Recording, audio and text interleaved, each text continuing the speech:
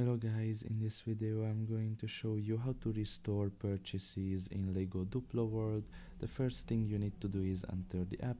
Once you are done with that and you are in the home page, you can just look in the top of your right corner and press on the circle symbol there. Now you can just enter your year of birth to prove that you are an adult, and after that go to the settings and press on restore purchases.